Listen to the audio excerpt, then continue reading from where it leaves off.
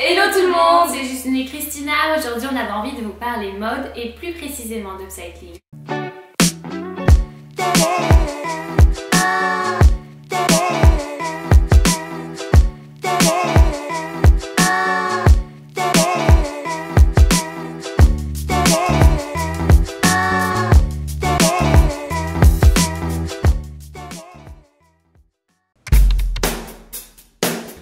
On a fait des recherches sur internet et on est tombé sur l'événement Recycler avec style. C'est une exposition qui a lieu à Liège et qui est entièrement dédiée à l'upcycling. Et en plus de l'expo qui avait l'air hyper intéressante, ils proposaient aussi un atelier workshop qui nous permettait de créer notre propre sac. C'est parti! N'hésitez pas à apporter tout ce qui vous passe par la tête. Rendez-vous à 13h30. Never quit, do it right, play the game, win it life, have no shame, there's no time, feel the pain, live the grind, I could change, in my mind, pick a lane, commit and climb, the only way to win it life, I never miss that fact. Ici avec Justine, on va se rendre maintenant à une exposition de upcycling. On aura droit à une visite guidée avec la compagnie de Giovanni, donc le directeur artistique. Bonjour. Lui, c'est Giovanni Biasolo. Il est formé en architecture d'intérieur et stylisme design de mode. Il a donné plusieurs ateliers et conférences sur la mode dans différents pays du monde.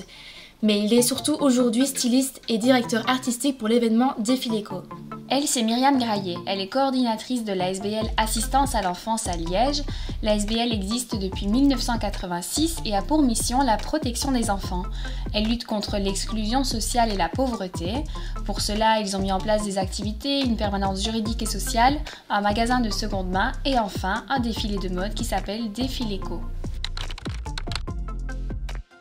L'upcycling, c'est se réapproprier des objets, des vêtements que nous jetons dans notre quotidien, que nous nous réapproprions pour les transformer en d'autres objets. C'est donner une plus-value à quelque chose qu'on n'utilise plus en lui apportant une nouveauté de par le design, pour lui donner une autre fonction.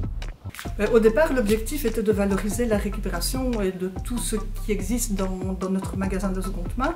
Donc nous sommes allés voir différents défilés à Bruxelles et ça ne correspondait pas nécessairement à ce que nous avions envie de mettre en place. Nous voulions rejoindre nos autres objectifs, notamment la lutte contre l'exclusion sociale.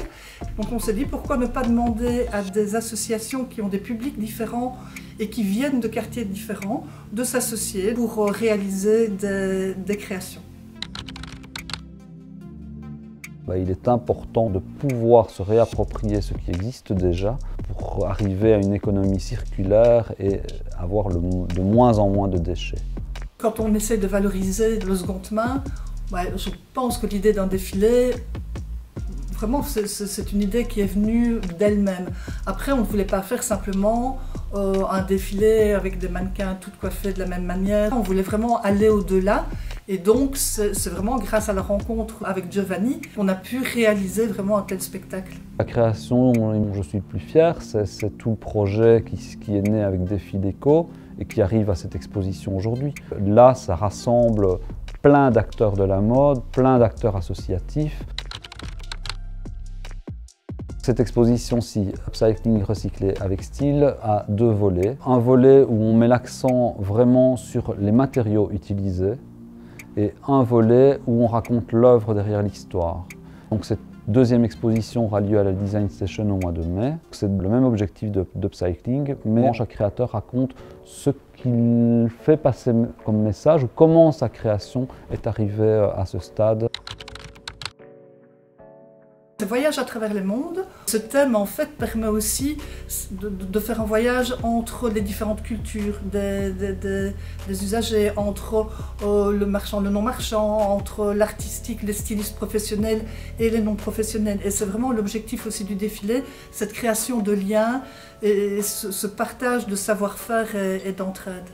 Lors de la première édition, je veux dire, c'était vraiment fort émouvant parce qu'on ne s'attendait pas du tout aux résultats professionnels et au show que Giovanni Biasolo a mis en scène. Et franchement, c'était émouvant de voir aussi le regard des créateurs, la fierté qu'ils éprouvaient en voyant leur silhouette portées par des mannequins, coiffées, maquillées, etc.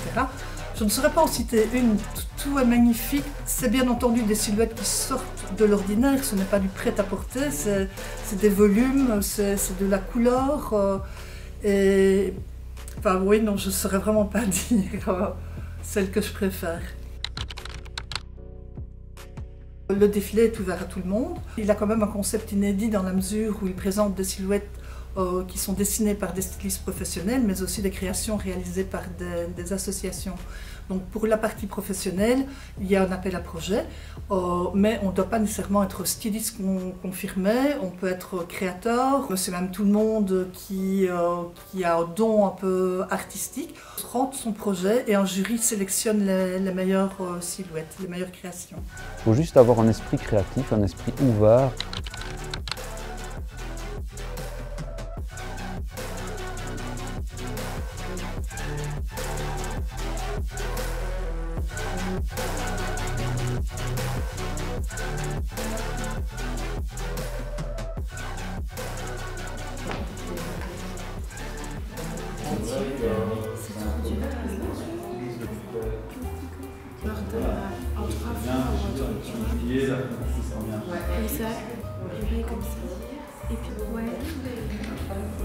Alors, je vous explique mon idée.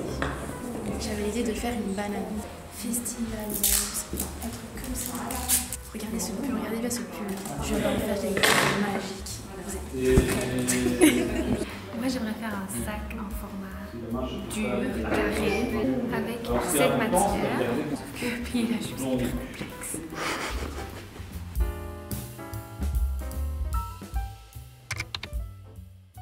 Coucou! Hello! On se retrouve pour la création jour 2 de notre sac. Bisous! Notre collage par rapport à hier, il y a plein d'options. Là, c'est l'ouverture du pull. Hop. Hop. Non, ici sur le on côté, plat, etc. et ça devrait ressembler à une banane stylée. Là, ça ressemble plus à une caisse de rangement, mais bientôt ce sera un sac.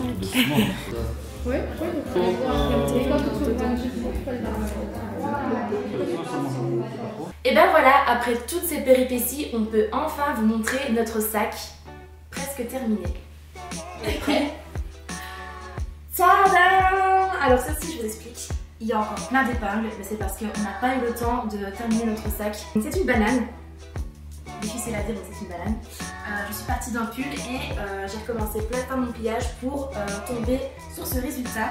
Donc vous pouvez voir qu'il y a plusieurs compartiments. Je sais mettre une main ici, une main là et aussi normalement sur le côté. Et pour vous montrer à quoi ça ressemble, je peux mettre par exemple mon téléphone ici. Et voilà. Moi, c'est beaucoup plus classique. Il ressemble à ceci. Et donc moi, je suis partie en fait d'une mini-jupe avec un canapé de poule. J'ai mis une structure en carton à l'intérieur, donc mon sac n'est pas waterproof. C'est bon, j'utilise en été.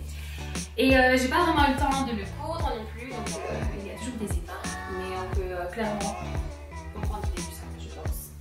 Pour vous montrer des exemples, les autres participants sont partis d'un jean et de bretelles ou encore d'un bidon en plastique pour créer différentes sortes de sacs comme un sac à dos ou encore un sac en bandoulière. Donc ce qu'on peut retenir de l'upcycling, c'est que c'est une manière d'utiliser des vêtements ou des objets dont on ne se sert plus. C'est accessible à tout le monde, il n'y a pas besoin d'avoir des connaissances particulières en couture, je pense qu'on en est la preuve vivante. Et surtout, ça permet d'arriver à une économie circulaire et de diminuer les déchets. En tout cas, on espère que cette vidéo vous a plu et que vous en avez appris davantage concernant l'upcycling. Rendez-vous pour la prochaine vidéo qui sera entièrement dédiée au fripe.